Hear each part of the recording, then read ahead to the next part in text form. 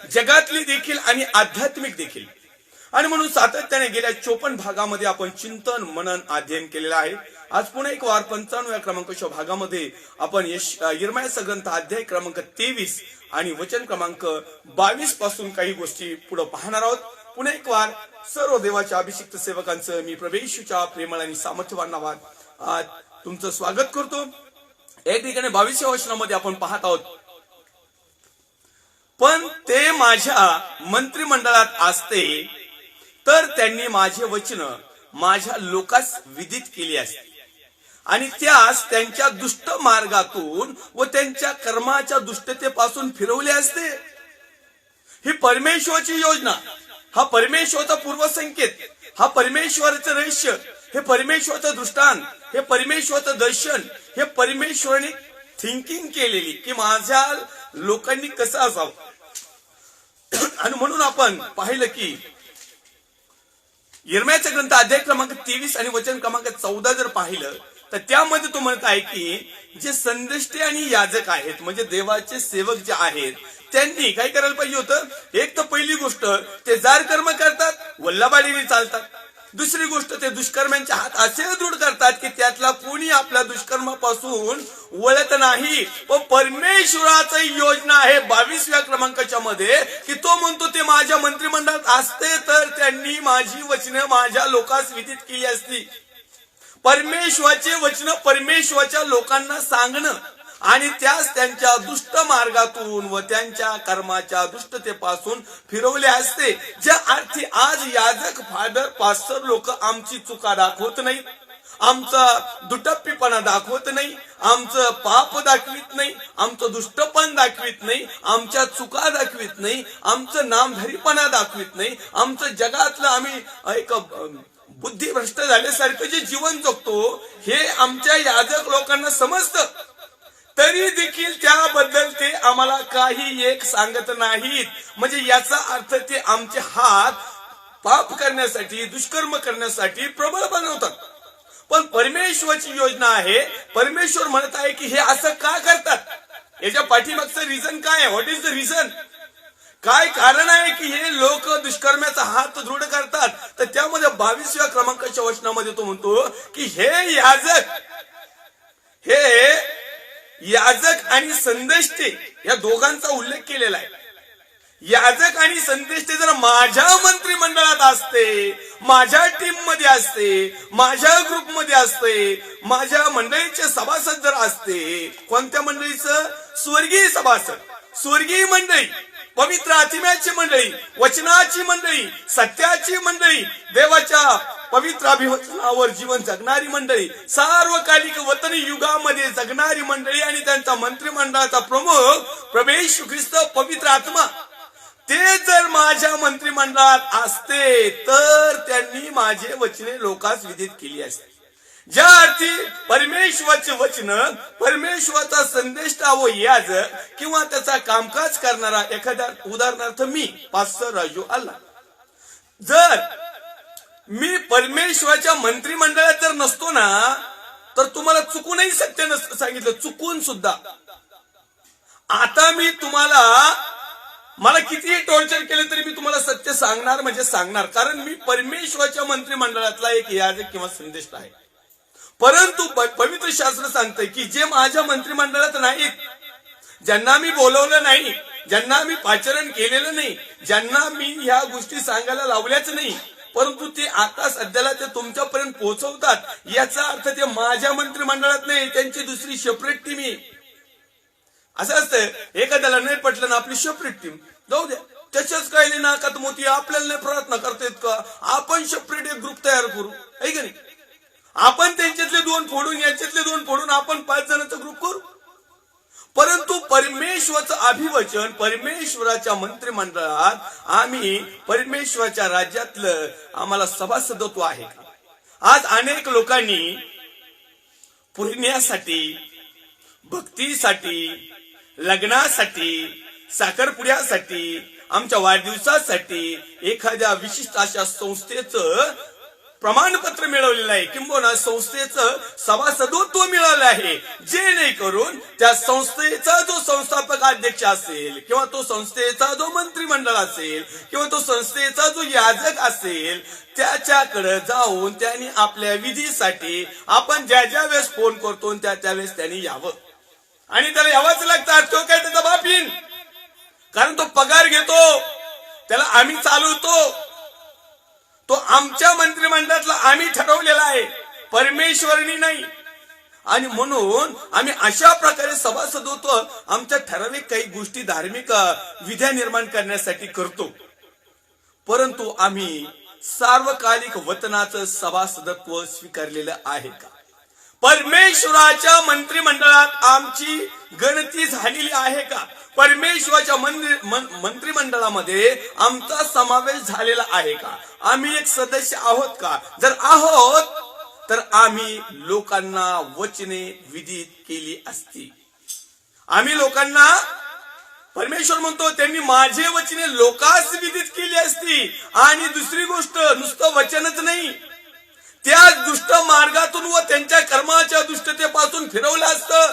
ज्या अर्थी आमच्या दुष्ट मार्गातून आम्ही तिथंच आहोत, आमच्या कर्म जे दुष्ट आहेत आम्ही तिथंच आहोत, ज्या अर्थी आम्ही मन फिराव केला नाही, ज्या अर्थी आम्ही पश्चाताप केला नाही, ज्या अर्थी आम्ही परिवर्तन झालो नाही, ज्या अर्थी आम्ही आमच्या चुका पाप अपराध बदलले नाहीत, ज्या अर्थी आम्ही वचनाला अमान्य चाललो, त्या अर्थी परमेश्वर म्हणतो की हे लोक माझ्या मंत्रिमंडळात नाही.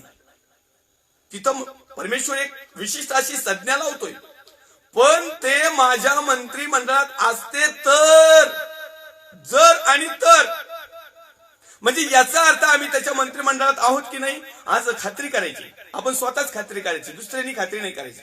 मी परमेश्वराच्या मंत्रिमंडळात आहे का?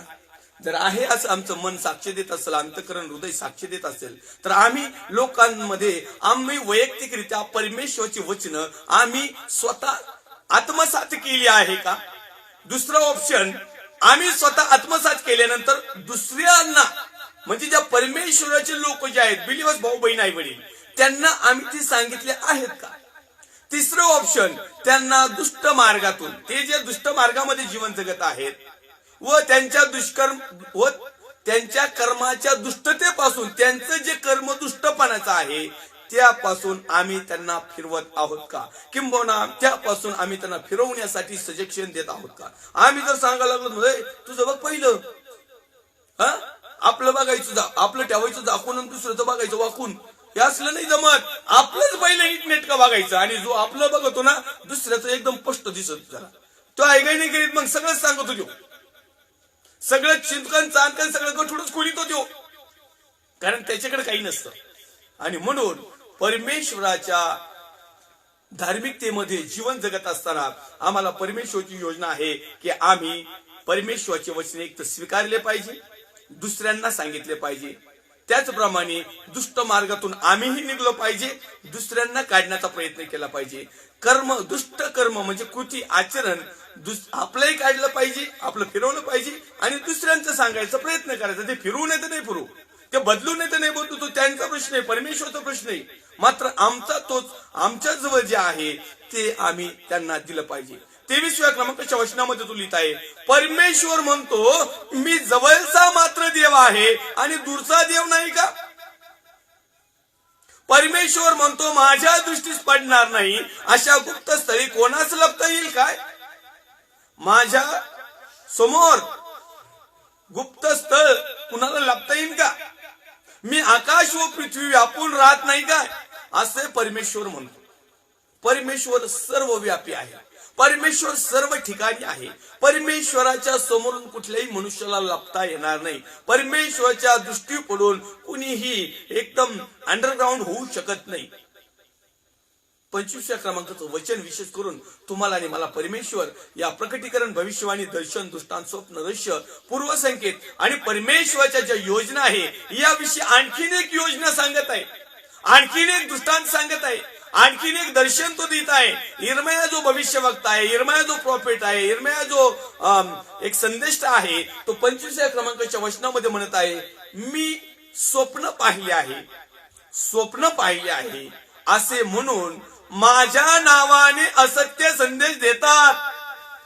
मी स्वप्न पाहिलं आणि मग ते लोकांना असत्य संदेश देतात. स्वप्न ऑलरेडी पाहिलेलं नसतं, पण ते म्हणतात लोकांना भुलवण्यासाठी, लोकांना आपल्या कह्यात घेण्यासाठी.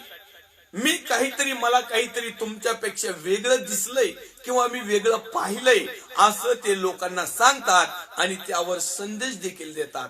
परंतु वास्तविकरित्या हे कितपत खरं आहे ते त्याच्या सांगण्यावरून, कृतीवरून, आचरणावरून, फळावरून आणि या परमेश्वराच्या योजनेमध्ये हे बसतंय का याच्यावरून आपल्याला 100% समजेल की ह्या गोष्टी ज्या आहेत त्या परमेश्वराच्या नावाने जरी सांगितलेल्या असेल परंतु ह्या असत्य आहे.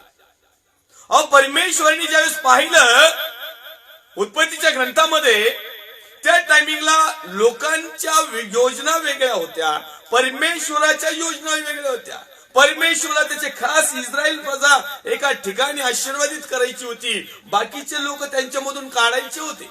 परंतु बाबेलचा ज्यावेळेस बुरुज त्यांनी बांधला त्यावेळेस आम्हाला पाहायला मिळतं, बाबेलचा बुरुज ज्यावेळेस बांधला परमेश्वर खाली येतोय आणि परमेश्वर त्यांना त्या ठिकाणी म्हणतो की ह्या लोकांना कसल्या प्रकारचा अटकाव होणार नाही आणि मी ज्या योजना आखलेल्या आहेत, मी ज्या योजना लिहिलेल्या आहेत आणि त्या योजनामध्ये त्यांना कशाही प्रकारचा अडकाव येणार नाही. आपण ते वाचूया. सर्व पृथ्वीची एकच भाषा, एकच बोली होती. पुढे असे झाले की पूर्वेकडे जाता जाता त्या लोकांना शिनार देशात एक मैदान लागले, तिथे त्यांनी वस्ती केली आणि ते एकमेकास म्हणाले चला आपण विटा करून पक्क्या बाजू. त्यांनी दगडाऐवजी विटा आणि चुन्याऐवजी डांबर वापरले. मग ते म्हणाले चला आपणासाठी एक नगर आणि गगन चुंबित शिखराचं एक बुरुज बांधू आणि आपलं नाव करू. कुणाचं नाव करू? आपलं नाव करू, परमेश्वराचं नाही. मग ज्या वेळेस यांच्या मनामध्ये अशी कल्पना आली की आपण आपलं नाव करू, परमेश्वराच्या नावाला व्हॅल्यूम दिला नाही. आजही अनेक लोक मोठमोठाला बुरुज बांधितेत, कितीतरी मजल्याच्या मजले चढवितेत, कितीतरी पैशावर पैसा चढवितेत, कितीतरी प्रॉपर्टी कमीवर कमीतेत आणि ते कशासाठी? तर माझं नाव होईल, माझ्या खानदानीचं नाव होईल, माझ्या मिनिस्ट्रीचं नाव होईल, माझ्या संस्थेचं नाव होईल, माझं वैयक्तिक नाव होईल. मी गेलो माझ्या पोराला, ते गेलो त्याच्या पोराला, तो गेलो अख्या खानदानीमध्ये नावच नाव होईल. नाव परमेश्वराचा कुठं उल्लेख आहे? आणि ज्यावेळेस मनुष्य परमेश्वराच्या योजनाच्या विरुद्ध योजना रचतो, आखतो. आता यांनी प्लॅन चांगला केला होता की ते म्हणले आपली पांगापांग होणार नाही, आपण सर्वजण एकत्र राहू आणि आपलं नाव करू. ही योजना मनुष्याची. हा बाह्य देखावा, आंतरिक नाही. हा जगिक देखावा, आंतरिक नाही. हे एक त्याला काय म्हणतात, बाह्य स्वरूपाचं जीवन, आध्यात्मिक नाही. याला काय म्हणतात, भावनावश जीवन, आत्मिक जीवन नाही. आणि म्हणून या प्रकारे यांनी पाहिलं आणि 4थ्या वचनामध्ये तो लिहित आहे. मग ते म्हणाले चला आपणासाठी एक नगर आणि गगन चुंबित शिखराचा एक बुरुज बांधू आणि आपले नाव करू, म्हणजे सर्व पृथ्वीच्या पाठीवर आपली पांगापांग होणार नाही. तेव्हा मानव पुत्र नगर व बुरुज बांधित होते, ती पाहण्यास परमेश्वर उतरला. परमेश्वरांची नजर त्याच्यावर आली. परमेश्वर ते पाहण्यासाठी आला. परमेश्वरने तो देखावा पाहण्यासाठी त्या ठिकाणी एंट्री केली. 6व्या क्रमांकाच्या वचनामध्ये लिहित आहे, परमेश्वर म्हणाला पहा हे लोक एक आहेत, या सर्वांची भाषाही एकच आहे व ही या त्यांच्या कृत्यांची सुरुवात आहे आणि हे जे जे काही करण्याचे योजितील ते करण्यास यांना कशानेही अटकाव होणार नाही. तर चला आपण खाली जाऊन त्यांच्या भाषेचा घोटाळा करू, म्हणजे यास एकमेकांची भाषा समजायची नाही. मग नंतर परमेश्वरने तिथून त्या सर्व पृथ्वीच्या पाठीवर पांगवले. याप्रमाणे त्यांचे नगर बांधवायचे राहिले. म्हणून त्या नगराचे नाव बाबेल असे पडले, कारण त्या ठिकाणी परमेश्वराने सगळ्या पृथ्वीच्या भाषेचा घोटाळा करून तिथून त्या सर्व पृथ्वीच्या पाठीवर पांगवले होते. एकच भाषा होती. स्वर्गीय भाषामध्ये एकच भाषा आहे, आत्मिक भाषा, वचनाची भाषा, सत्याची भाषा. तुमच्या अन्य भाषेचे कितीही प्रकार असतील, जगातल्या भाषेचे कितीही प्रकार असतील, परंतु परमेश्वराच्या योजनेनुसार जी भाषा आहे, जे शब्द आहेत, ज्याचा मर्म आहे, ज्याचा अर्थ आहे, त्याला काहीतरी बेस आहे, त्याच्यामध्ये परमेश्वराच्या संकल्पना आहेत. मनुष्य ज्यावेळेस एखादी गोष्ट करतो ना, तो स्वतःच्या नावासाठी करतो, आणि जो स्वतःच्या नावासाठी करतो ना, त्याचा बुरुज पाडला जातो, त्याची भाषा बदलली जाती, त्याची पांगापांग केल्या जाती. परंतु जो मनुष्य परमेश्वरापासून आहे, जो मनुष्य परमेश्वराच्या विधिनियमामध्ये आहे, जो परमेश्वराचा सेवक, संदेष्टा, याजक, परमेश्वराने दाखवलेले स्वप्नच लोकांना जर सांगत असेल, परमेश्वराने सांगितलेला सत्य संदेशच जर लोकांना सांगत असेल, तर हे आहे परमेश्वराच्या योजनेप्रमाणे. परंतु आज या 2022च्या काही कालखंडामध्ये आणि त्याच्या अगोदर देखील अनेक खोटे संदेष्टे व याजक यांनी काय केलेलं आहे, लोकांना भुलवण्यासाठी, लोकांना फसवण्यासाठी, स्वतःचा धंदा चालू करण्यासाठी, स्वतःचं स्टेटस वाढवण्यासाठी, स्वतःचं नाव लौकिक होण्यासाठी, स्वतःच्या संस्थेची भरभराट होण्यासाठी, स्वतःची पोस्ट एक वाढण्यासाठी, जगामध्ये त्याला एक नंबरचं स्थान मिळण्यासाठी, बाबेलचा बुरुज, सर्व उंच बुरुज, माझी मिनिस्ट्री सगळ्यात उंच झाली पाहिजे, माझी सेवा सगळ्यात उंच झाली पाहिजे, माझ्या मिनिस्ट्रीमध्ये अनेक मिराकल, चिन्ह, चमत्कार जे दुसरीकडे झाले नाही ते झाले पाहिजे. काही करून माझी मिनिस्ट्री, माझी मंडळी, माझं चर्च, माझं वैयक्तिक जीवन, माझे सहभागिता ही फेमसला झाली पाहिजे. परमेश्वराचा काही रोल नाही, परमेश्वराचं कुठेही नाव नाही. मी केलं, माझ्यासाठी केलं. ज्या वेळेस अशी घटना येते त्यावेळेस आपण समजून जायचं की परमेश्वराचा यिर्मयाचा ग्रंथ अध्याय क्रमांक 23 आणि वचन क्रमांक 25 प्रमाणे मी स्वप्न पाहिले आहे, स्वप्न पाहिले आहे असे म्हणून माझ्या नावाने असत्य संदेश देतात. ते संदेश ते काय बोलतात ते मी ऐकले आहे. परमेश्वर ऐकत आहे. हे संदेश ते काय बोलत आहे ते परमेश्वर मला ऐकत आहे. आज मी तुम्हाला काय सांगत आहे ते तुम्हाला काय वाटतं की केवळ तुम्हीच लाईव्हला आहात का?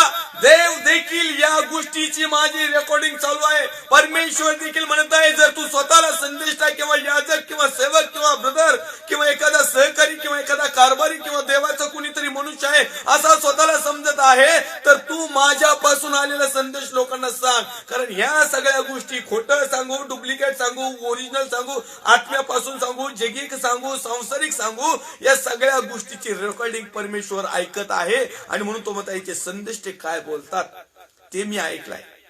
परमेश्वर ऐकतो या गोष्टी आणि मग याचा हिशोब घेतो. नंतर सध्याच्या काळात काय करत नाही तो, त्याला वाटतं की सुधरण.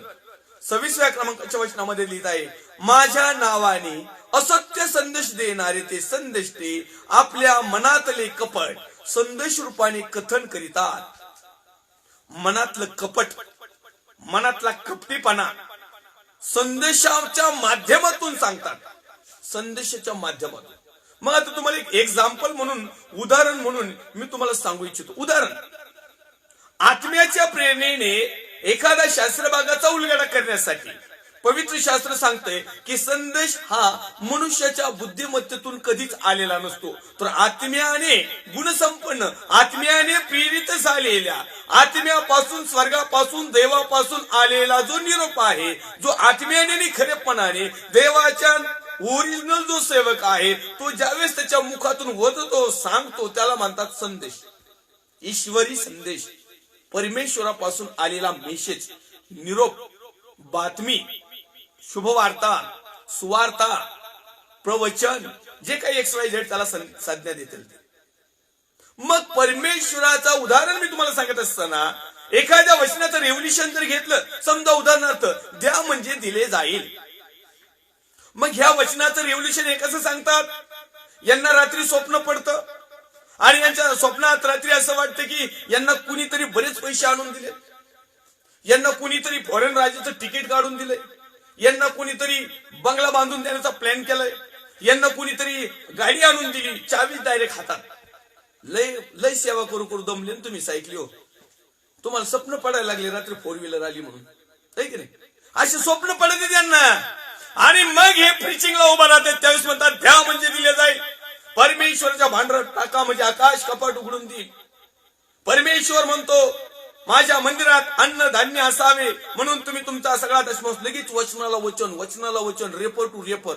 आणि नंतर म्हणतात काल रात्री परमेश्वराने मला असंच सांगितलं की येणाऱ्या दिवसामध्ये तुझी सेवा फलरूपाने आशीर्वादित होणार आहे. तुला जे मी लोक दिलेत ते अभिषिक्त आहेत, ते एक सामर्थ्ययुक्त आहेत, ते तुझी गरज ख्रिस्त येशूच्या नावामध्ये पूर्ण करतील. आणि मग मला असं रात्री स्वप्नात दिसलं की अनेक 2-4 भावांनी एकत्र येऊन पालक साहेबांनी एक 4 व्हीलर, एक चावी माझ्या हातात दिली, भलं मोठं पोस्टरची चावी माझ्या हातात दिसते आणि तुम्ही आणि मी असे फोटो काढताना दिसतो. झालं यांचं भविष्य चालू, यांचा संदेश चालू झाला, यांचं स्वप्न पूर्ण झालं. परमेश्वर अशा चाव्या घेऊन नाही बसत, नरकाची चावी मात्र खुली तवा समजन. हे चौघही जातील मग सांगणार पण जे दिसले ते येल्लो आम्ही होतो का पासो साहेब स्वप्नात? हो यस, वाव, थँक्यू जीसस, तुम्हाला स्वप्नात दाखवलं. अरे स्वप्नात नाही, तुला कापायला दाखवले. तुला कापायसाठी तुझा चेहरा दिसलाय, दुसरं काही नाही. कारण हे काय आहे सगळं इर्मयाच्या ग्रंथात अध्याय क्रमांक 23 आणि वचन क्रमांक 28 प्रमाणे कोणा संदेश त्याने स्वप्न पाहिले असेल, सॉरी 26 वाचूया. माझ्या नावाने असत्य संदेश देणारे ते संदेश ते आपल्या मनातले कपट संदेश रूपाने कथन करतात. संदेश रूपाने मग आपल्याला वाटतं नाही देवाचा मेसेज चालू आहे. हो, परमेश्वरच्या पवित्र शास्त्रातून सांगतात ते काही मनाने नाही सांगत, ते देवाचे सेवक आहेत. कदाचित रात्री स्वप्नात प्रभू आला असन, बसला असन त्यांच्या छताडीवर, आहे की नाही? का कुणाचं डोकं चिपितोय का काही कळा नाही भाऊ. प्रभूला आता तेवढंच काम राहिले, आहे का नाही? शुल्लक गोष्टीला प्रकटीकरण द्यायची. आणि या हवाबाईलाच बरी मिळते, या भरमिष्ठ झालेल्या पाळकालाच बरी मिळते. आम्हाला 22 वर्षात एकदाही स्वप्न नाही पडलं, पण रोज आणि रोज परमेश्वर वचनाच्या द्वारे मला सांगतो, माझ्याशी बोलतो आणि तीच गोष्ट मी तुमच्याशी शेअर करतो. मला अशी स्वप्न बिप्न नाही पडत, मनातलं कपट नाही पडत. माझ्या मनात अजिबात कपटच नाही. मी फेस टू फेस जे काय असेल लगेच देऊन टाकतो. आपलं उसणं जमतच नाही. माझ्यावर कर्ज झाले तरी चालेल, कोणतं? परमेश्वराचं. पण मी लोकांचं कर्ज कधी ठेवीत नाही, कारण परमेश्वर म्हणतो अरे कशाला ठेवतो बाबा, तुझ्याकडे मी भरपूर दिले ना, काय देऊन टाक त्यांचं. माझ्या नावाने असत्य संदेश देणारे ते संदेश ते आपल्या मनातलं कपट संदेश रूपानं, आता मनातल्या योजना, कपटी योजना आणि संदेशामध्ये उभं राहून असं भारदस्तपणे सांगायचं. आहे का त्याला अर्थ काही? हे कुठवर चालणार? परमेश्वराने त्या ठिकाणी वचनाच्या शेवटला 26व्या वचनाच्या शेवटला त्यांनी एक क्वेश्चन मार्क केलेला आहे. हे कुठवर चालणार? बस झालं ना आता. परमेश्वर म्हणतो आता बस झालं. संदेश ते याजक साहेब बस झालं, असं परमेश्वरचं म्हणणं कुठवर झालं ना आता. बरं आता सेटल झालं ना आपलं सगळं. आपले लेकरं दिले ना फॉरेनला काढून, आपल्या लेकरांचं कॉन्व्हेंट शिक्षण झालंय ना, आपले वकील, डॉक्टर, इंजिनियर चांगले बनवले ना, चांगले पोस्टला आहेत ना. बस ना मग आता. तरी तडाखा चालूच. परमेश्वरच्या नावाला मी धन्यवाद देईल. जे देवाचे लोक असतात ना, ते देवाचीच लोक असतात. ते कधीही बदलत नाही. सुकाळ येऊ, दुकाळ येऊ, दुष्काळ येऊ, काही येऊ, ते गरीब असो, श्रीमंत असो, मिडल क्लासचे असो, परमेश्वरचे लोक ज्यावेळेस परमेश्वरचे लोक एकत्र येतात, एकमेकाशी संभाषण करतात, त्यांची प्रीती इतकी काही ओतप्रोत होती की ती प्रीती घेण्यासाठी जागा, वेळ, टाइम काहीच पुरत नाही. मी परमेश्वरच्या नावाला धन्यवाद देईल. आपल्या लाईव्ह सेशनला देखील ब्रदर उमेश बनसोडे आहेत औरंगाबाद मधून. आज परमेश्वरच्या नावाच्या गौरवासाठी त्या ठिकाणी देवाच्या आत्म्या करूया. आम्ही त्या ठिकाणी छोटीशी उपकार स्तुतीची प्रार्थना आम्ही देवाने पवित्र आत्म्याने ती नियोजित केली होती ना, त्यांनी ना मी. पण त्या ठिकाणी प्रार्थना झाल्यानंतर त्या ठिकाणचं प्रेम, प्रीती आणि परमेश्वराच्या या ओरिजिनल म्हणजे जे सत्य गोष्टी त्या ठिकाणी आम्ही ज्यावेळेस पाहिल्या, आचरणात आणल्या, त्या दिसल्या, आम्ही डोळ्याने पाहिल्या, कानाने ऐकल्या, हृदयाने तपासल्या आणि त्या ठिकाणचं वातावरण पाहिलं. 4-5 कुटुंबामध्ये त्यांनी ज्यावेळेस प्रार्थनेसाठी आम्हाला घेऊन गेले. आपल्याला वेळ नसल्या कारणाने आम्ही तिथं 2-2, 5-5 मिनिटाची देवाच्या नावाचा महिमा गौरव केला. पण एक मला महत्वाची गोष्ट या ठिकाणी सांगायची. ज्या घरात जाईल त्या घरामध्ये असं व्हायचं की पाळक साहेबांना कुठं बसू, खुर्चीवर बसू का खाली बसू, का चहा करू का सरबत करू का नेमकं काय करू, एकदम इतकी प्रीतीने ओतपोत भरलेले होते सगळ्या कुटुंबात. पण एक मात्र गोष्ट अशी घडली, ती सांगायला मला देखील आवडेल. आवडेल.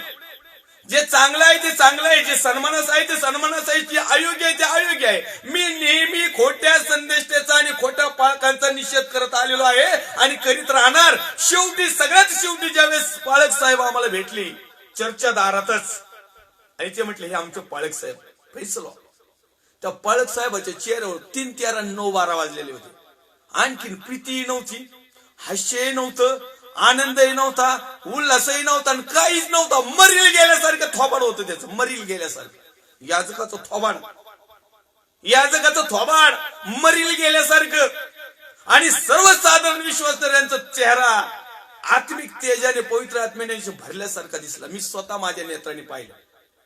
कारण जे योग्य आहे ते योग्य आहे, जे अयोग्य आहे ते अयोग्य आहे. आणि म्हणून तर तो म्हणत आहे की हे पोट भरू सेवा करणारे तुम्हाला येणाऱ्या दिवसामध्ये याचा दंड मिळेल, सावधान.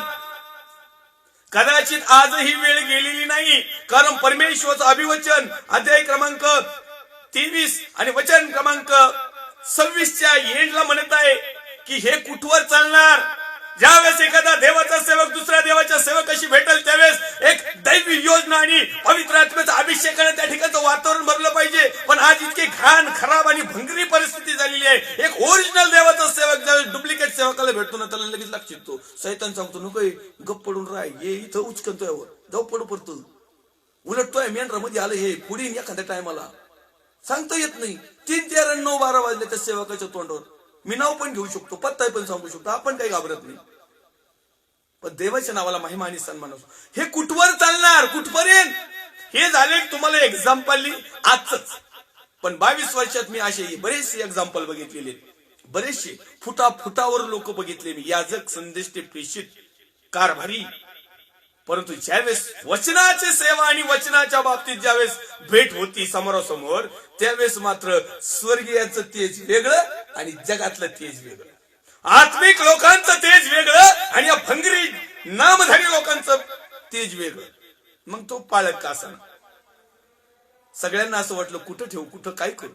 आता जाऊ द्या, पुढची स्टोरी मी सांगत नाही, कारण या ठिकाणी आपला विषय आहे आणि विषयाला धरून स्टोरी असल्या कारणाने आणि सत्य परिस्थिती असल्याने मी सत्य प्रदान करण्याचा एक मोठा भक्त आहे. मला परमेश्वराचा आत्मा नेहमी सत्य सांगण्यासाठी सांगतो. तो पुढे तो लिहित आहे, त्यांचे पूर्वज बालदैवतामुळे माझे नाव विसरले, तसे ते आपली स्वप्न एकमेकाच सांगून माझ्या लोकास माझे नाम विसरव्यास लावतील अशी त्यांची कल्पना आहे. हेच घडत आहे. नुसतं प्रोफेन्सी, भविष्यवाण्या, दृष्टांत, स्वप्न, रहस्य आणि नुसतं प्रकटीकरण.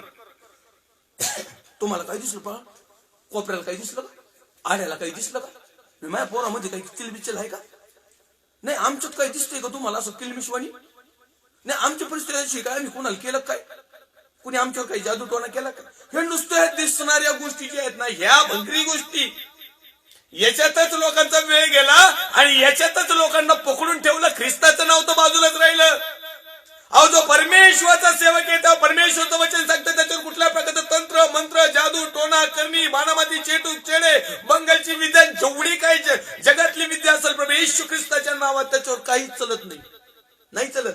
विश्वास पाहिजे तेवढा विश्वास. आणि ज्यांच्यावर चलती नामधारीवर समजून जायचं हे परमेश्वरचेच लोक नाही, कारण परमेश्वरचं वचन आहे एक वेळेस आकाश आणि पृथ्वी नष्ट होईल पण तुम्ही दिलेला कानानी मात्र रद्द होणार नाही. देवाच्या वचनामध्ये असं लिहिलंय, याकोबाच्या कुळावर कुठल्या प्रकारचं तंत्र मंत्र चालू शकणार नाही. मग ज्या अर्थी विश्वास ठेवण्याच्या घरात जर असे प्रसंग निर्माण होतात त्या अर्थी आम्ही समजून घ्यायचं की आम्ही काही त्याच्या लायकी पात्रतेत नाही. आणि मग हे येतेच हे बाकीचे, इथं हे पुरलंय आणि तिथं ते पुरलं. अवेळ पडली तर मी म्हणतो हे येऊन पुरतीन, यांचे चेले चपाटे पुरतीन, काय सांगता येत नाही. चोर काही असं म्हणत नाही, हॅलो 3 वाजता मी चोरी करायला येणार आहे, तुम्ही कुलप लावून निघून जा आणि चावी तिथं कडाला ठेवून जा, आणि नसली ठेवायची तर फक्त आम्ही तोडू, आम्ही हातोडी बितोडी सगळे संघ घेऊन, असं सांगतो का चोर. चोर येतो चोरी करतो दणकेच, अशा चुठऱ्या पुरून नाही ठेवीत. मी केलंय कायच तू केलंय, हे मनाचे मंगळवार येतं, हे मनातल्या कल्पना बाहेर निघतात, याच्याद्वारे फक्त विष पांगल्या जातं, दुसरं काही नाही. कुठंतरी लुटून द्यायचं, मग एवढीच धमक येतो फेस टू फेस घ्या काय असेल ते. आढीपाडीचं जीवन जगणाऱ्या संदेष्ट्यांनो, सेवकांनो, बिलिव्हर्स भावांनो, बहिणींनो, सुधरा आता. कवर कुठपर्यंत म्हसनात गावऱ्या चालल्या. पूर्वी काय होतं आमचा रुबाब, आता काय तुमचा खबाब. हड्डी सारखे मटणातली हड्डी चुकायची फेकून दिल्यासारखं जीवन झालंय मनुष्याचं. हड्डीतला रसच संपलाय. पण येजकेलच्या पुस्तकामध्ये अस्थिच्या खोऱ्यांनो, परमेश्वराला काय अशक्य नाही. तुमच्या हड्डीला देखील मांस घालण्याची ताकद तुमचा आणि माझा उद्धार करता परमेश्वराच्या हातात आहे. आजही वेळ गेली नाही. हे कुठपर्यंत? तुमच्या वाईट कल्पनाचा त्याग करा, तुमची हेकेखोरी बंद करा आणि एकीखोरी देवाच्या लोकांजवळ. जगातले लोक बरे राहो, लय बरी, पण हे देवाच्या नावाखाली तयार झालेले संदेष्टी आणि याजक यांच्याविषयी मात्र सावधान राहा.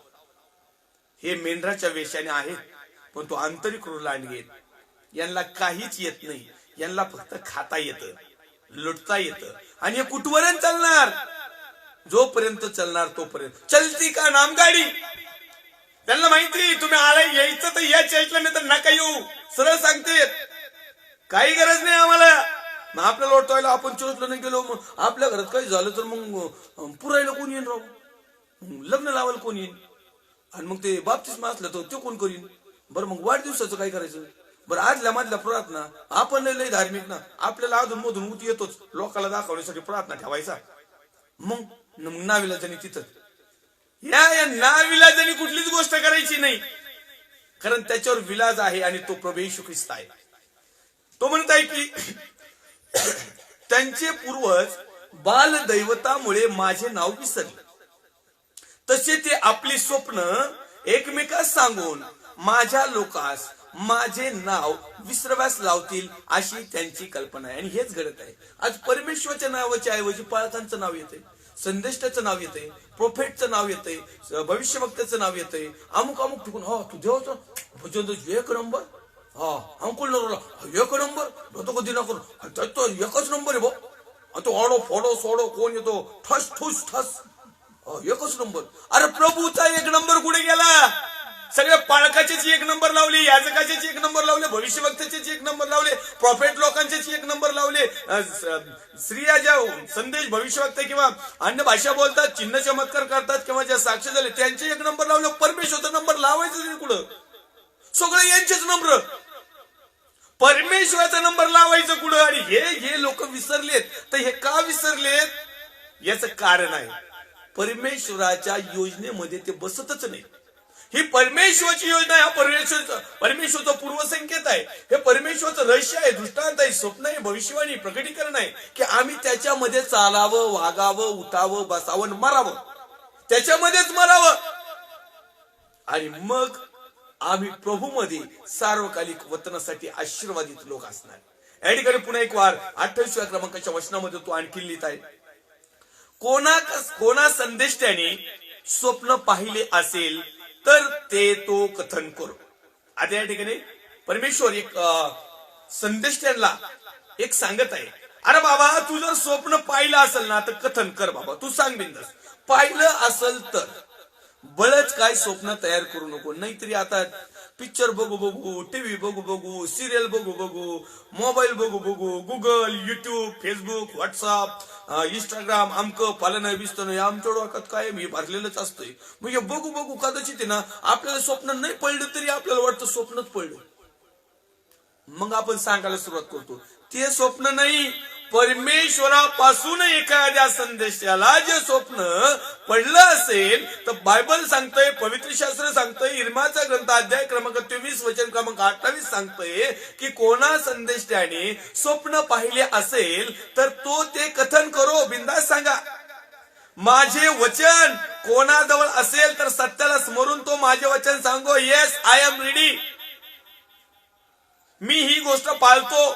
पहिली गोष्ट तर मला काही मिळाली नाही आतापर्यंत. मला कुणी संदेश म्हणजे मी जर संदेश आहे तर मला स्वप्न पडलं नाही, मी लोकांना कथनही केलं नाही. आणि ज्यावेळेस ओरिजिनल पडलं होतं त्यावेळेस मी सांगितलं, परत ते स्वप्न काही माझ्या डिक्शनरीत येत नसतंय, मी तीनदा ते काही सांगत नसतो. पण दुसरा मुद्दा जो आहे, माझे वचन कोणाजवळ असेल, येस प्रभू तुझं वचन माझ्याजवळ मी खात्रीपूर्वक सांगतो. प्रभू तुझं वचन या लोकांजवळ आहे मी खात्रीपूर्वक सांगतो. कारण जर तुझं वचन यांच्याजवळ नसतं तर आज ते सत्य ऐकण्यासाठी त्यांचे कान टवकरले नसते, त्यांचं अंतःकरण भरून आलं नसतं, ते सत्यामध्ये चालले नसते. ते देखील नामधारी असते, पण ज्या अर्थी ते नामधारी नाहीत त्या अर्थी परमेश्वरचं वचन तुमच्या जवळ आहे, येस माझ्याजवळ आहे. आणि आपण या गोष्टीसाठी परमेश्वराला धन्यवाद द्यायला पाहिजे. तर सत्याला स्मरून तो माझे वचन सांगू. वचन आहे, प्रेज द लॉर्ड. वचन तुमच्या जवळ आहे, वचन माझ्याजवळ पण आहे. पण नेमका प्रॉब्लेम इथं आहे का सत्याला स्मरून ते सांगतच नाही कोणी. या जगा नाही सांगत, संदेशाने सांगत, पाळेकडे नाही सांगत. ओरिजिनल जे मर्म आहे ना त्याचं सत्य हे लपून ठेवलं जातं. पण मी परमेश्वरच्या नावाला धन्यवाद देईल की प्रभू तू मला सत्य सांगण्यासाठी शक्ती देतो, सामर्थ्य देतो, धैर्य देतो, ताकद देतो, स्पिरिच्युअल पॉवर देतो. आभारी आहे प्रभू मी तुझा. तसंच या लोकांना देखील म्हणजे अनेक लोकांना देवाचं वचन त्यांच्याकडे आहे. माझ्यापेक्षा लय पंडित येतं. अहो उत्पत्तीचं प्रकटीकरण पाठांतरी अख्ख मला तरी लिहून घ्यावं लागत चिठुरी. हे सगळ्या चिठुरी आहे लिहून घेतलेली रेफरन्स. त्यांना रेफरन्स लिहून घ्यायची गरज नाही. इतकं टॅलेंट आहे, इतके हुशार आहेत, इतके तज्ञ आहेत. पण सत्याला स्मरून मात्र वचन सांगत नाही. ही खेताची गोष्ट आहे, ही खंत आहे. आणि हीच गोष्ट यांना नामधाऱ्याकडे घेऊन जाते, हीच गोष्ट यांना असत्याकडे घेऊन जाते, हीच गोष्ट यांना खोट्या संदेष्ट्यामध्ये घेऊन जाते. खोटे संदेष्टे कसं म्हणतात माहिती का? सत्य माहिती असताना देखील सत्याला दाबून ठेवून मनातल्या कल्पना आणि लोकांना जे आवडेल ते सांगणं म्हणजे हे संदेश त्यांचे काम. कोणत्या डुप्लिकेट. पण जे वचनाला मान्य आहे, जे परमेश्वराला मान्य आहे, जे परमेश्वराच्या योजनेमध्ये आहे त्या गोष्टी फेस टू फेस सांगणे हे आहे ओरिजिनल सेवकाचं काम, ओरिजिनल संदेशाचं काम, ओरिजिनल बिलिव्हर्सांचं काम, ओरिजिनल लीडर्स लोकांचं काम. आणि म्हणून तो म्हणतोय एखाद्याला तर स्वप्न पडलंय ना, म्हणजे असं मला म्हणायचं नाही सगळ्यांना स्वप्न पडत नाही, डुप्लिकेट आहेत, पडतं. देवाच्या सेवकाला जो संदेश किंवा जो संदेश त्याला स्वप्न पाहिले असेल, काही संदेश ते स्वप्न पाहतात. आमच्याकडे काही संदेश आहेत. मी फॉरेनला गेलो होतो आणि तिथे यार्देन नदीत डुबाकलो असं मला स्वप्न पडलं. मग हे स्वप्न पूर्ती करण्यासाठी माझ्या चर्चने मला सहकार्य केलं. आणि मग माझ्या चर्चनी दोम केला, असे 1-1, 2-2, 10-10, 20-20 अशी जमा केली. मग ते चिल्लर जमा केली, मग मी त्याची कॅश केली आणि मग मी त्याचं व्हिसा काढला आणि मग मी ते फोटो पास आणि मग हे केलं आणि मग मी इस्रायलला गेलो. आणि मग तिथे गेलो, डुबकी घेतली. डुबकी लागाई रे बाबा, डुबकी लागाई. कशी? भीक मागून डुबकी लागाई. तुम्हाला तिथं नरकात आधो लोकात डुबक्या मिळतील, काळजी करू नका. मस्त पैकी त्याच्यापेक्षा पोते टाकून इतर लोकांसारखं मागितलेलं बरं, एकदम उत्तम. लोक आवर्जून देतात, लोक त्यांना देतात, पाची पकवून खातात. ते चांगले चांगले कोट घालतात. भिकारी लोकांच्या अंगात बघा 1 नंबरचे कोट आहेत. देव एखाद्याला प्रेरणा देतो, तो कोट अंगातला काढून भिकाऱ्याला देऊन टाकतो. आहे की नाही? अशी तरी गोष्ट करा. पण प्रभूच्या नावाखाली असे काही खोटे स्वप्न सांगून लोकांना दिशाभूल करून तुम्ही काही करू नका. तू काय म्हणताय? संदेश त्याचे स्वप्न पाहिले असेल तर तो कथन करू. माझे वचन कोणाजवळ असेल असेल असेल कारण लोकांजवळ नाहीचे. पण ज्याच्याजवळ असेल, म्हणजे जर तुमच्या जवळ असेल, सेवकाजवळ असेल, तर सत्याला स्मरून तो माझे वचन सांगो. सत्याला स्मरून. कारण पुढे लिहितोय गव्हा पुढे पेंडा तो काय? गहू आणि पेंडा, गहू आणि कोंडा, गहू आणि गव्हाचा भुसकाट. काय? भुसकाटाला बांधावर नेऊन जाळीत येत आणि गहू कोठरात साठवल्या जातात. परमेश्वरा पुढे लय उड्या नाही मारायच्या. परमेश्वर येतो. परमेश्वरा पुढे मी गव्हाचा पेंडा आहे. जर एवढं सत्य सांगून जर मी स्वतःला गव्हाचा पेंडा म्हणतोय तर तुमचा पाल पोचवण्याचा तर विषयच नाही. कारण गव्हाचा पेंडा तरी कमीत कमी आता जनावरांना खायला पेंड म्हणून उपयोगी येतो, थोडा बारका व्हायना. पण भुसकाट नाही, बनग्या नाही. बनग्या या ज्वारीच्या बाणग्या आणि बाजरीच्या बाणग्या तर लगेच जाळून टाकीत. गव्हाचा तरी थोडस कचरा ठेवी देत बाबा जनावराला चारायला. काही काही इतके आहेत ना तर गव्हाच्या पेंडात नाही त्याला उपमा ती पण देता येणार नाही. चल बाजरीचा कोंडा, बाजरीची भुसकाट आणि ज्वारीचं भुसकाट ते चायला बेकार असतील, लई चावत ती तर पटक्याची ना लगेच जाळावं लागत होती. हा नाहीच ना अग्नीतच टाकावं लागत. हे असं जर ओरिजिनल परमेश्वरापासून स्वप्न पाहिले असेल तर सांगा. ओरिजिनल परमेश्वराचं वचन जर तुमच्याकडे आले असेल तर सत्यालाच म्हणून ते सांगा. पण जर असं नाही करता तुमच्या मनाने जर तुम्ही जर सांगायला सुरुवात केली तर परमेश्वर म्हणतो गव्हापुढे पेंडा तो काय, असं परमेश्वर म्हणतो. गव्हापुढे पेंडा तो काय, आम्ही पेंडे आहोत आहे की नाही. आणि मग आम्ही कशा प्रकारच्या गोष्टी करायला पाहिजे. 32व्या क्रमांकाकडे आपण आपली नजर करूया.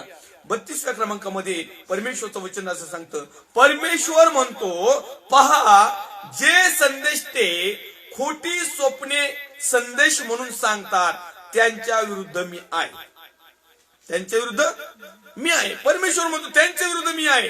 मग अनेक लोकांचा प्रश्न आहे, मग परमेश्वर त्यांच्या विरुद्ध आहेत ना, हो दाढीवाले पास्टर राजवाला तुम्ही का मग त्यांच्या विरुद्ध उभा राहता. मी परमेश्वरचा मुलगा आहे, मी परमेश्वरचा सेवक आहे, मला कामगिरी दिलेली. माझा बाप जिथं उभा राहीन तिथंच मी उभा राहीन. माझा बाप स्वर्गात मी स्वर्गातच जाईन. हो तो जरी आहे संदेश त्याच्या विरुद्धात उभा आहे तर मी पण उभा आहे. ही माझी कामगिरी आहे. बापाचे गुण माझे ते, डीएनए माझे ते, वचन माझ्याकडे, सत्य माझ्याकडे आहे, आज्ञा माझ्याकडे आहे, पवित्र आत्मा माझ्याकडे आहे, अभिषेक माझ्याकडे आहे, प्रभू माझ्याकडे आहे, वचन माझ्याकडे आहे. यौवन काय पण माझ्यासाठी परमेश्वरचा पुत्र प्रभू येशू ख्रिस्त मरणदंड सहन केला. माझ्या पापासाठी त्यांनी रक्त सांडलं. मला त्याने विकत घेतलं. मला त्याने आबा बाबा म्हणण्याचा अधिकार दिला. मला त्याने पुत्रांनी कन्या होण्याचा अधिकार दिला. माझ्या पापावर त्यांनी पांघरून घातलं. मला त्याने सेवकाईसाठी निवडलं. माझ्या मनामध्ये माझ्या अंतःकरणामध्ये त्याचे पवित्र वचन टाकले आणि मला होता येईल तेवढं पवित्र परमेश्वराचं सत्य वचन प्रकट करण्यासाठी माझी निवड केली. माझं आचरण केलं. मला आचरण करायला तो आजही शिकवित आहे. म्हणून माझा परमेश्वर जर त्यांच्या विरोधात आहे तर देवाच्या सेवकाने देखील खोट्या संदेश त्याच्या विरोधात उभा राहणं हे पवित्र आत्म्याचं मार्गदर्शन आहे. अनेक लोक म्हणतात आपल्याला काय करायचं, जाऊ पडू पडतो ना त्यांचं नाश होणं, तिकडं काय होऊ, तुमचं बघा ना.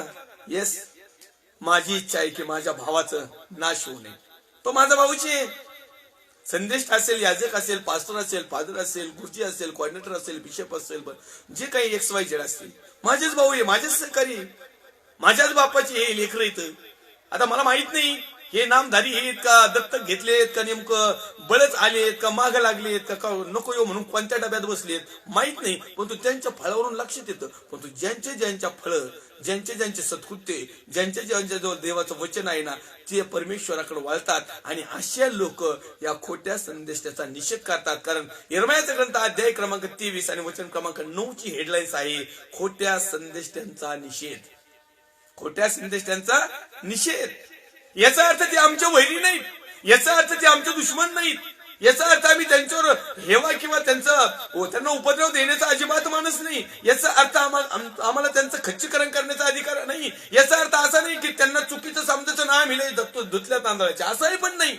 याचा अर्थ एकच आहे की परमेश्वर अशा संदेशाच्या विरोधाच्या बाजूने उभा आहे. आणि मग जर विरोधाच्या बाजूने उभा आहे तर परमेश्वर आपल्या बाजूने पाहिजे, म्हणजे परमेश्वर सत्याच्या बाजूने आहे. मग जर सत्याच्या बाजूने आहे आणि आमच्या विरोधात आहे तर याचा अर्थ असा झाला की आमच्याकडे सत्य नाही.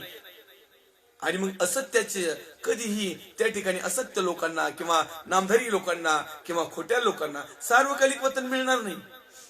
परमेश्वराची इच्छा आहे की आम्ही सगळ्यांनी सत्याच्या बाजूला यावं, राहावं.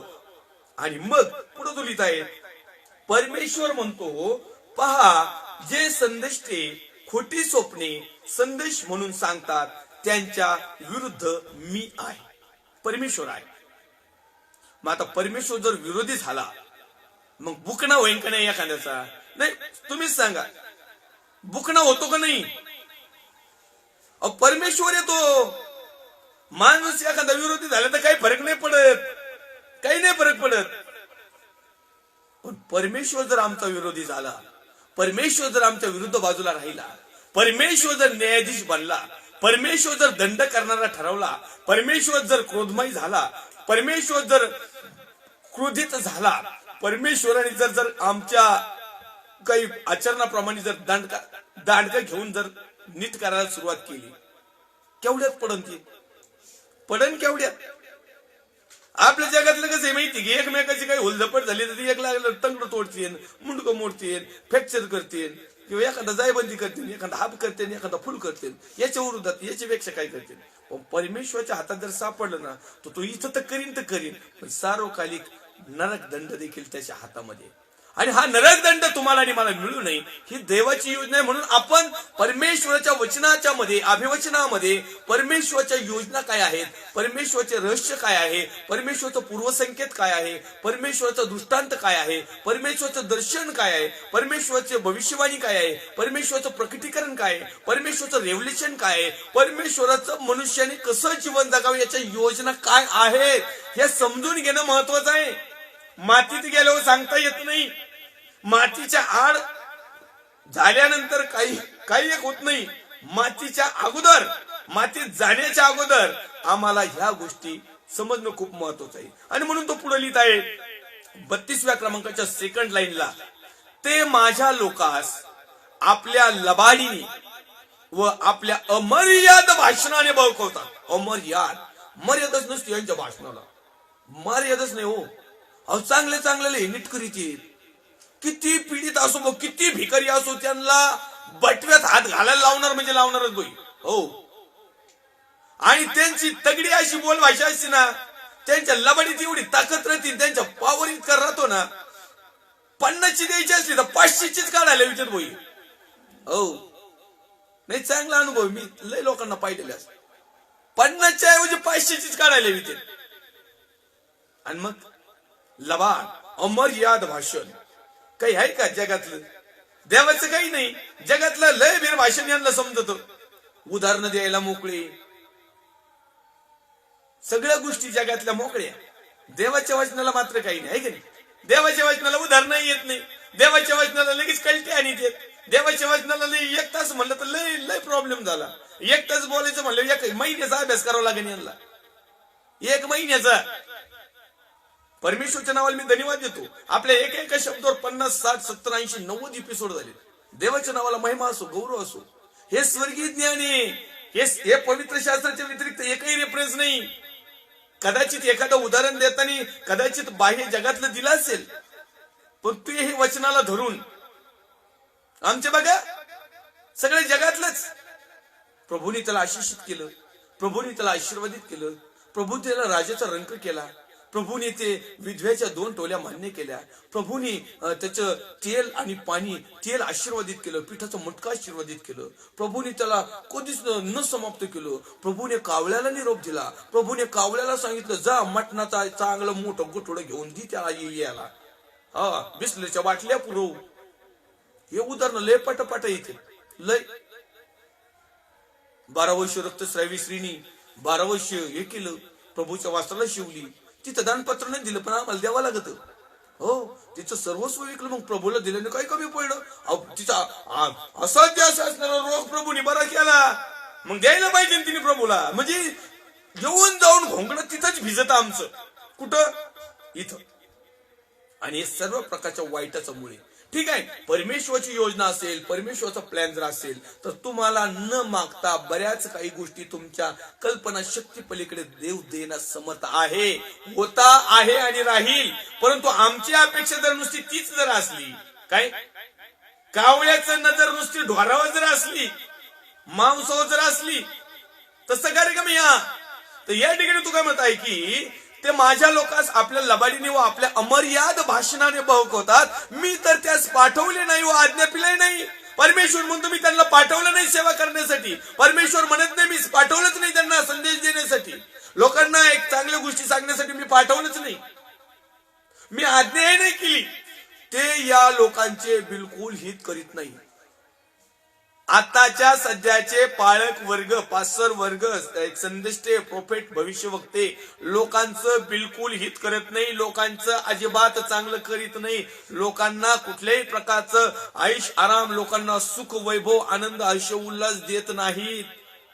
फक्त तोंडी देतात, लेखी देतात, कृती मात्र करत नाही.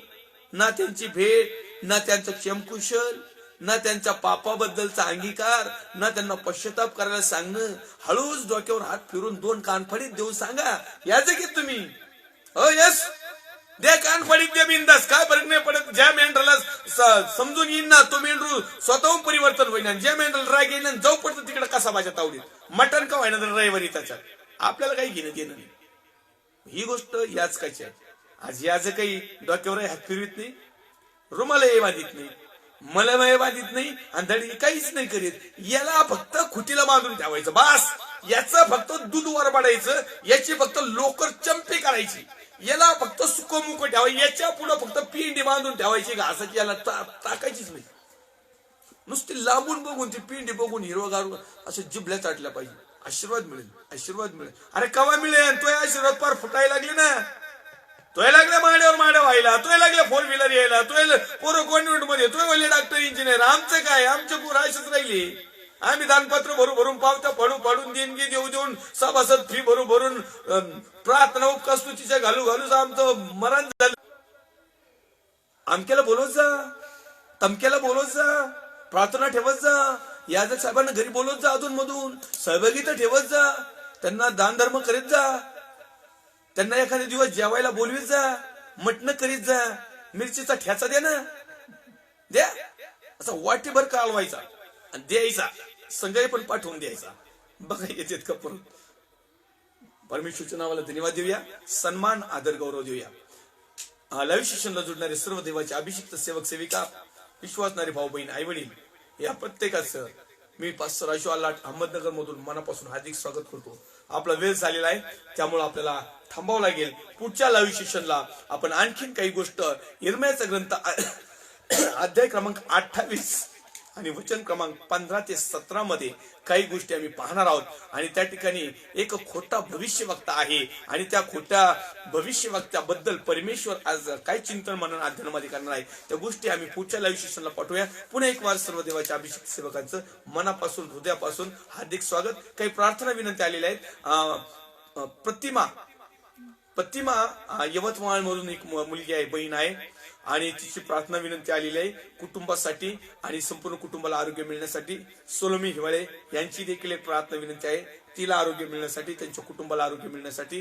त्याचप्रमाणे बनसोडे परिवारासाठी एक विशिष्ट महत्वाची प्रार्थना विनंती आहे. त्यांचे सर्व आप्तजन, नातेवाईक, गोतावळा आणि त्यांच्या ज्या काही समस्या आज आमच्या काही बहिणींनी सांगितलेल्या आहेत, त्या बहिणीच्या काही समस्या आहेत, त्या देखील आम्ही प्रार्थनेमध्ये सर्व देवाच्या सेवकांनी प्रार्थना करावी. त्याच प्रकारे आपण परमेश्वराच्या सानिध्यात जास्तीत जास्त पवित्रतेमध्ये आणि शुद्धतेमध्ये जीवन जगावं म्हणून देखील प्रार्थना करणार आहोत.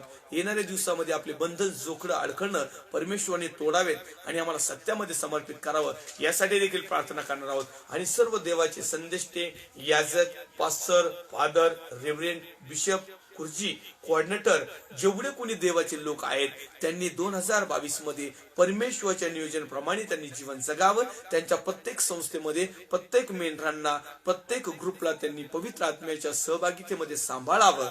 यासाठी परमेश्वर त्या प्रत्येक याजकांना सद्बुद्धी देवो, ज्ञान देवो, शक्ती देवो, पवित्र आत्म्याचं सामर्थ्य देवो आणि सत्य वचनाचं सत्य मार्गदर्शन देवो. आणि ते लोकांपर्यंत त्यांनी पोहोचवण्यासाठी त्यांना ताकद, हिंमत आणि फेस टू फेस सांगण्याची डेअरिंग परमेश्वर त्यांना देऊ यासाठी देखील प्रार्थना करणार आहोत.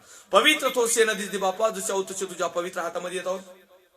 प्रभू येशू ख्रिस्ताच्या प्रेमाने आणि सामर्थ्यवान आहोत. आम्ही प्रार्थना विनंती करतो आमच्या भारत देशासाठी, भारत देशातील सर्व राज्य, विशेष करून माझा महाराष्ट्र राज्याचे मुख्यमंत्री मान्य उद्धवजी साहेब, त्यांचे सर्व सहकारी टीम, विरोधी पक्ष नेते मान्य देवेंद्र फडणवीस साहेब, त्यांचे सर्व सहकारी टीम, सर्व प्रकारचे सर्व ठिकाणचे पोलीस डिपार्टमेंट, डॉक्टर्स, नर्स, सेवाभावी संस्था, वैयक्तिक लोक, लाईव्ह सेशनला जुळणारे देवाचे अभिषिक्त सेवक सेविका, विश्वासणारे भाऊ बहीण आई वडील, सर्व आप्तेजन, नातेवाईक, मिनिस्ट्री, त्याचप्रमाणे सर्व प्रकारच्या ज्या लोकांचे, ज्या बहिणींचे आम्ही नाव घेतलेले, त्यांच्या समस्या, माझ्या भारत देशाच्या सरहदीचं संरक्षण, मिलिटरी पोस्ट जवान, कमांडोज, त्यांचे कुटुंबीय, त्याचप्रमाणे सर्व शेतकरी बंधू आणि त्यांच्या सर्व प्रकारच्या समस्या, चिंता, काळज्या येशू ख्रिस्ताच्या नावात प्रत्येकाच्या नावाप्रमाणे, गरजेप्रमाणे प्रिय प्रभू त्या पूर्ण कर आणि तुझ्या नावाचा महिमाने गौरव करून घे. पुन्हा एक वार या लाईव्ह सेशनला परमेश्वर देवप्पा माझ्यासाठी, वैयक्तिक माझ्या कुटुंबासाठी मी प्रार्थना करतो.